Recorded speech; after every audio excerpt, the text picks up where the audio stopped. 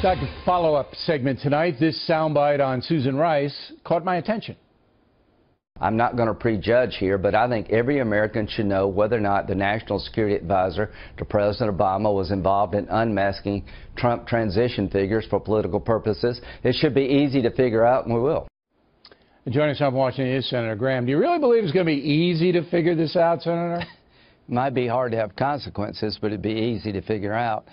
John Brennan and Clapper, or the CIA Director of National Intelligence, need to be asked the following question. Did Susan Rice ever make a request of you or your agencies or the NSA to have unmasking of any Trump transition figures that were incidentally surveilled?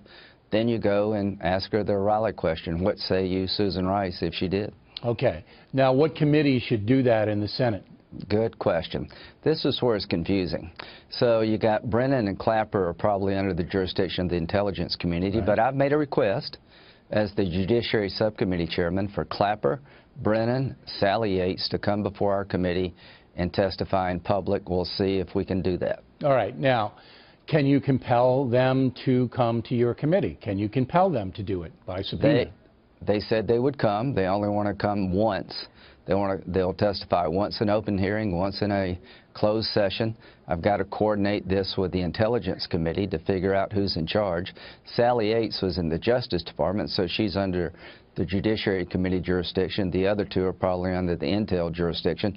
But my committee is ready to move forward with public testimony of Brennan, Clapper, and Yates. And I would ask Brennan and Clapper, did Susan Rice ever come to any of your organizations and ask that names be unmasked?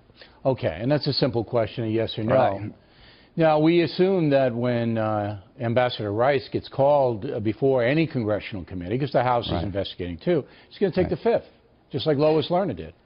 I'd be surprised. She says she did nothing wrong, but we're trying to build a case here, I suppose, just in the old-fashioned way. The people in charge of the collection need to be asked, did Susan Rice ever ask for any of the material you collected to be unmasked? And if she did, what did she do with it? And if she takes the fifth, that would be stunning. Why would it be stunning, though? Don't you feel that she's in a precarious position right now? And don't you feel that her attorneys are going to say, listen, you know, there's a lot of implications here, and there are a lot of laws in here, and, you know, you might get tripped up or something like that. It'd be a lot easier for you to just plead the fifth. Don't you think any attorney would tell her that?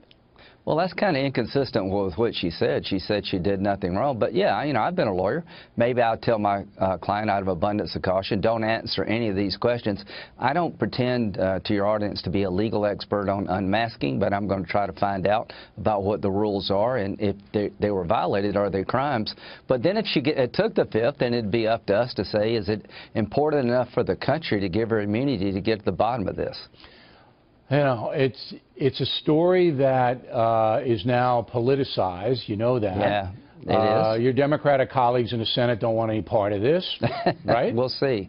I don't know. You know, Sheldon Whitehouse has been really good. I want to hear from Brennan and Clapper about potential Trump ties. Clapper said during his watch, on his watch, there was no evidence of collaboration. The Russian thing, I understand. But don't you think the Senate's about as polarized as you've ever seen it in your career right now? Absolutely. You know, it's war. The Gorsuch thing, you know, it's going to come down to, you're going to have to change the rules in the Senate to vote him in. Right. You're not going to get, a few senators on the Democratic side will support. But it's basically run by Chuck Schumer now, and Schumer is going to say, we're going to oppose everything Donald Trump does to try to portray a president as too weak to govern. You know the strategy. Yeah, well, we're still in charge of the place, so as people in charge of the place, we can conduct hearings. And I don't think it's inappropriate to ask the question of the intelligence community. No, of course it's not. I mean, the American people need to know I'm going to do it. If the Obama White House, and not the president himself, but one of his top aides, was using her position to advance a political agenda. Because that's what this is all about. She's not taking an interest in the Trump people for any other reason than politics. There's no other reason on the planet. than politics. If she did it, that would be that'd be a logical conclusion. So what are they going to do to me if I do my job? Nothing. I mean, my job is to find out what happened, all things Russia, and if part of this all things Russia is that the National Security Advisor to President Obama was actually unmasking Trump transition figures for political purposes before the election, Trump campaign people, I want to know that. And sure, and the whole country wants, well.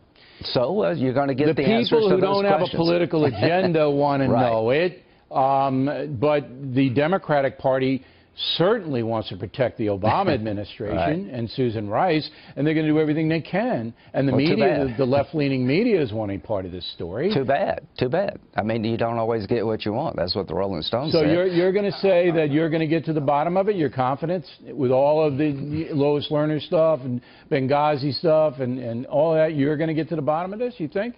I'm going to ask the questions that need to be asked regarding Susan Rice, and I've been pretty honest about this on the Trump side. I've said I want to know, were there Trump ties to Russia before the election? All fair-minded people want to know that. I mean, I don't think there's any doubt about that. Okay, I've got to ask you a question about Syria because you're deeply involved in foreign affairs. Right.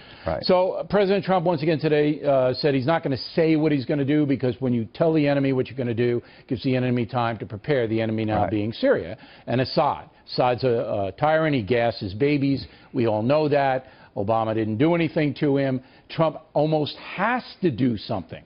So if you were the National Security Advisor, Senator, what would you tell Donald Trump specifically to do to Syria? Destroy his air power and create a safe zone in Syria where this never happens again. I would so by destroying, you'd have to bomb. We'd have to bomb their airfields, correct? Right. There are Russian planes there. Yeah, they should move them. But then you'd have to tell them you were going to bomb beforehand. I think I would probably do that. Okay, but you warn them, and then boom, you destroy their infrastructure on the air side. Then I would make sure there would never be another incident like the people in Idlib would never be bombed again by Assad. There'd be safe havens where people could go back to Syria from Europe and the United States. Well, we've said that for years. That NATO Talk should won't be do doing it. That. Talk won't do it. So this is a time for President Trump to show the world he's not President Obama. This is a horrible event out of which could come an opportunity to reset the Mideast, to establish his presidency as something different than Obama, to send a signal to every dictator in the world there's a new sheriff in town. And if he would actually hold Assad accountable and protect the innocent people of Syria, it would help us in North Korea and in Iran and everywhere else. All right. Well, Senator, we appreciate it. Keep us posted on your investigation and who you're going to call, and we really appreciate it tonight. Thank you.